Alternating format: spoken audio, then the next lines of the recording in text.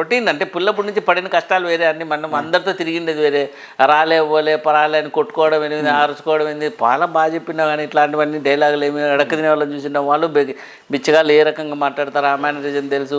వీళ్ళలో మా రైతుల దగ్గరికి వెళ్తాం, రైతుల్లో మా పెద్దనాయన వాళ్ళందరూ రైతులే, సో వాళ్ళ మేనరిజమ్స్ తెలుసు. అందరూ ఆఫీసర్స్తోనూ డాక్టర్స్ అందరితో తిరుగుతా ఉన్నా, సో వాళ్ళ మేనరిజమ్స్ తెలుసు. ఇన్ని మేనరిజమ్స్ తెలిసిన వాళ్ళం మాత్రం మేనేజ్ చేయలేమా? చేస్తున్నాం అంతే అంటారు. ఓపెన్గా మీ టీం కూడా వచ్చింది సార్? ఉంది కదా, మొత్తం అందరూ వచ్చినారు, ఇంకా వస్తున్నారు స్లోగా, ఒకరొకరు వస్తూ ఉన్నారు. అంటే ఇప్పుడు ఏమైనా షూట్ ఉందా మళ్ళీ? షూట్ ఈరోజు ఏం లేదు, ఈరోజు లేదు. నిన్న అక్కడికి వెళ్ళాం, మొన్న సాంగ్ రిలీజ్ చేసాము, అబ్బాయి టీవీ పేరు మీద ఒక సాంగ్ రిలీజ్ చేసాము. సో ఆ సాంగ్స్ డ్యాన్సులు కూడా ఉన్నాయి. అబ్బాయి టీవీ ఛానల్ అని అబ్బాయి టీవీ ఛానల్ మీద అబ్బాయి టీవీ పేరు మీద సాంగే కొట్టించినాము. ఒక సాంగ్ అందరూ కొట్టించుకొని దానికి డ్యాన్స్ వేసి సాంగ్ రిలీజ్ చేసాము. It's going very nice. So మొత్తం అబ్బా టీవీ చరిత్ర అంతా అందులో ఉందన్నమాట. నేను చేసే మెడిటేషన్ గురించి, నా డాక్టర్షిప్ గురించి, మేము అందించే హాస్యం గురించి మొత్తం అంతా ఉంది. అంటే ఒక పక్క సాంగ్ డ్యాన్స్ అన్ని బాగా. నేనే ఫంక్షన్కి పోయినా వాళ్ళు ఎప్పుడప్పుడు పిలుస్తారని వెయిటింగ్లో ఉంటా. వాళ్ళు వచ్చి చేతులు పట్టుకొని పీకాలి, కాకపోతే నా అంతటి నేను డ్యాన్స్ చేస్తాను, మళ్ళీ సిగ్గుపోతుంది, అవులే అవుతామని చెప్పేసి డిగ్నిఫైడ్గా కూర్చున్నట్టు చూస్తుంటే ఎప్పుడెప్పుడు పిలుస్తారా అని. వాళ్ళు వచ్చి రాను సార్ అని మూడోసారి పిలిచే లోపల స్టేజ్ ఎక్కింటాం. సో మూడోసారి భయంకరంగా డ్యాన్స్లు వేస్తాం. నేను ఎక్కడికి వెళ్ళినా ఎంజాయ్, ఎప్పుడు ఏ పనిలో ఎక్కడ ఎంజాయ్మెంట్ ఉంటే అక్కడ ఉంటా. చదవడంలో ఎంజాయ్, ఫుల్ టెక్స్ట్ బుక్ అంతా చదివి పడేస్తా. ఎగ్జామ్ రాసడంలో ఎంజాయ్, ఎగ్జామ్కి అంతా ఫుల్ ఎంజాయ్. తినడంలోనా అందరం కూర్చొని బాగా హ్యాపీగా ఎంజాయ్ చేసుకుంటుంది సార్. బాగా చెప్పి వీడియోలు చేసి ఇప్పుడు మీ టీం ఉంది కాబట్టి మీ టీంతో మీరు ఎంజాయ్ చేస్తున్నారు. ఆ హాస్పిటల్కి వెళ్ళినప్పుడు ఆ వర్క్లో బిజీ అయిపోయి ఆ వర్క్ చేసుకుంటున్నారు, అంతా బాగుంది. ఇంటికి పోతే ఏంటి సార్ మీ పరిస్థితి? ఇంట్లో కూడా హ్యాపీగా ఎంజాయ్ చేస్తాంటాం. నేను నా పిల్లలందరం ఫుల్ ఎంజాయ్, ఫుల్ రచ్చ. అదే ఇబ్బంది లేదా? ఇంట్లో కూడా ఏం ఇబ్బంది లేదు, ఏం లేదు, ఫుల్ రచ్చ. చెప్తున్నా కదా, ఎప్పుడు ఏ టాపిక్లో ఎంజాయ్ చేయాలో అదంతా ఆ టాపిక్లో అక్కడ ఎంజాయ్ చేస్తా. సో మెడిటేషన్లో ఉన్నానని చెప్పి బిగుచుకొని నేను మెడిటేటర్ని, నేను ధ్యానం చేస్తాను, నేను ఇట్లుండ. నా పిల్లలు ఇప్పటికీ నాన్ వెజ్ తింటారు, నేను తిన్ను. నా పిల్లలు తినకపోతే నేనే తెచ్చిస్తాను. మీరు మధ్యలో మానేశారు ముందు నుంచి? 22 years బ్యాక్ మానేసా. ఓకే, ఇప్పుడు 22 years అయింది మానేసి. మళ్ళీ తినలే. ఒక్కరోజు పొద్దున్నే లేస్తేనే మెడిటేషన్కి ఇది అడ్డం అనుకున్నాను, ఫీల్ అయినాను, మానేసిన. అంతే. నా పిల్లలు ఇప్పటికీ తింటారు, వాళ్ళే ఎంజాయ్ చేస్తుంటారు. డాడీ ఇప్పుడే బిర్యానీ ఆర్డర్ ఇచ్చుకున్నాం డాడీ, సరే నా తిను, ఫోన్పే కొట్టేసే డాడీ. Okay, PhonePe కొట్టేస్తాం. అట్లా అయిపోయింది. అట్లా ఎంజాయ్ చేస్తాం ఎప్పుడు కూడా. అంటే ఎక్కడ పోయినా ఎంజాయ్ అలాట్. ఎంజాయ్ అంటే దీని వెనకాల ఏమన్నా బాధపడిన సంఘటనలు ఏమైనా ఉన్నాయా సార్? బాధలే ఉండవు, మనల్ని బాధ పెట్టేంత గొప్ప సంఘటనలు ఏంటివి లేవు. అంటే వర్క్ స్ట్రెస్ ఎక్కువ మాకు.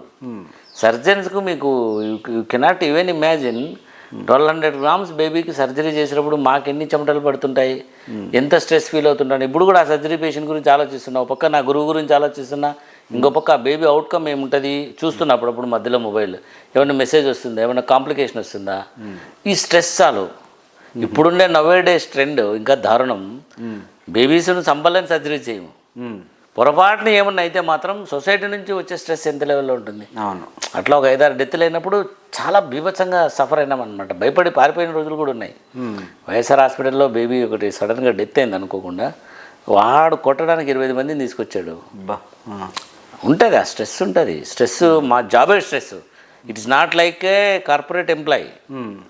అది కూడా సింగిల్ హ్యాండెడ్గా డిస్ట్రిక్ట్ హెడ్ క్వార్టర్స్లో సూపర్ స్పెషాలిటీ సర్జన్ సింగిల్గా కూర్చున్నా, మిడ్ నైట్ ఏమైనా అవసరం అయితే అంత చిన్న పిల్లలకు సర్జరీ హెల్ప్ చేయడానికి కూడా ఎవరు అంత ఫెసిలిటీ లేదు. అట్లాంటి ఏరియాస్లో single man stress 24 hours a day I have seen అనమాట. 24 గంటలు మీరు ఓపీ చూశాను, 24 hours 10 years చూశాను అట్లా. అబ్బా. ఇప్పుడు నైట్ 12 to 6 బ్రేక్ ఇచ్చాం. ఇప్పుడు కూడా 12 వరకు ఓపీలు నడుస్తుంటే ఆ ఫోన్ వచ్చింది, పారాసిటమాల్ ఇచ్చి అది ఇచ్చి నడిపిస్తాం స్టోరీ. ఆ స్ట్రెస్ చాలు. అంటే ఆ స్ట్రెస్ లేదనుకోద్దండి, 24 hours మా చుట్టూ మెడికల్ ఫీల్డ్లో స్ట్రెస్ ఉండనే ఉంటుంది. ఎప్పుడే సర్జరీ ప్రాబ్లం అయితే తెలియదు. ఇప్పుడు వాళ్ళ హాస్పిటల్లో 3 పేషెంట్స్, 6 మంది ఉన్నారు అడ్మిషన్. సో 6 మందికి ఎప్పుడే కాంప్లికేషన్ వస్తుందో తెలియదు, ఎప్పుడే పేషెంట్ ఎమోషనల్గా రైజ్ అవుతాడో తెలియదు. వాళ్ళని బ్యాలెన్స్ చేయాలి, ఆ సిస్టమ్ ఉండాలి. సో ఇవన్నీ మీరు అంటే కాలేజ్ ఏజ్ నుంచి అంటే స్కూల్ ఏజ్ నుంచి ఎంజాయ్ చేసామన్నారు. స్టిల్ నవ్వు ఇప్పటి వరకు కూడా నవ్వుతూనే ఎంజాయ్ చేస్తున్నారు. ఈ గడిచిన దినాలు అంటే అప్పటి నుంచి ఇప్పటి వరకు మీరు బాధపడిన సంఘటన ఎక్కడికి కూడా లేదంటారా? చెప్తున్నా కదా పేషెంట్ 20 మంది కొట్టడానికి. పేషెంట్ది కాకుండా మీ లైఫ్లో ఇంకా ఏదైనా ఒక సంగతి ఇంటర్మీడియట్ చదువు దొబ్బింది ఇంకెంతకంటే అప్పుడు బాధ సర్వనాశనం అప్పుడు బాధపడ్డారు అంతే. సైనైడ్ వరకు పోయినాము. సైనైడ్ వరకు పంపించింది చరిత్ర మంది. అప్పుడు రియలైజ్ అయినాం నాయన ఈ సొసైటీకి జయం తప్ప అపజయం కనపడకూడదు. విజయం ఉందంటే సొసైటీ ముందు ఉండాలి, విజయం లేదంటే రూమ్లో లాక్ చేసుకుని ఉండాలి, సొసైటీ ముందుకు పోకూడదు. బాగా గుర్తుపెట్టుకోండి. నేను ఫెయిల్యూర్ అయినారని చెప్పి వీడియోలు పెట్టి ఫేస్బుక్లో యూట్యూబ్లో ఏడుస్తుంటారు. సొసైటీ మిమ్మల్ని ఎక్స్ప్లైట్ చేసిందయా, రూమ్లో కూర్చొని ఏడుచుకోండి, సెల్ గిల్లు వద్దు, సొసైటీకి ఇస్తున్న మెసేజ్. జయం కనబడితే మాత్రం గర్వంగా చేసి ఇట్లా ఇంటర్వ్యూలు చేసుకుంటుండాలి మనం. గబక్కన రూమ్లోకి వేసుకొని లాక్ చేసుకుని అంతే. మళ్ళీ మొత్తం ఫ్రెష్ అయ్యి మొత్తం ఫ్రెష్ అయ్యి నీట్గా సబ్బు కడుక్కొని అసలు స్ట్రెస్ లేదేమో సార్కి. నేను చెప్తే తప్ప మీకు కొన్ని తెలియలే పేషెంట్ల పరంగా కూడా. అట్లే మెయింటైన్ చేస్తాను అవన్నీ.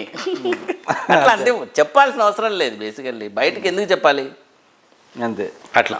So I faced lot. Okay, నా లైఫ్లో ఫేస్ చేసిన స్ట్రగుల్ చాలా భయంకరంగా ఉన్నాయి. బట్ ఏది నా ప్రొఫెషన్ని నా హ్యాపీనెస్ని డిస్టర్బ్ చేయలే. నా హ్యాపీనెస్ని డిస్టర్బ్ చేసే స్టేజ్కి వస్తే అది అక్కడ కట్ చేసేస్తాం అంతే. సింపుల్, కట్ చేసుకొని నెక్స్ట్ లెవెల్కి వెళ్ళిపోతామే. కానీ అది నన్ను డిస్టర్బ్ చేసిందని చెప్పి నా పని ఆపకుండా ఉండింది లేదు, నా పని ఆపేసి ఏడ్చింది లేదు. నా అబ్బా టీవీ వీడియోలు 2018లో మొదలు పెట్టాము, ఇంతవరకు ఆగలేదు అది. ఎప్పుడూ ఒక 1 month కూడా బ్రేక్ లేదు. ఉందా సుబ్బు? లేదు, కంటిన్యూ పోతూనే ఉంది.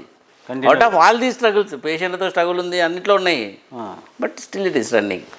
ఓకే, సో నేను ఇచ్చే మెసేజ్ ఏంటంటే బీ ఓరియంటెడ్ టువర్డ్స్ గోల్.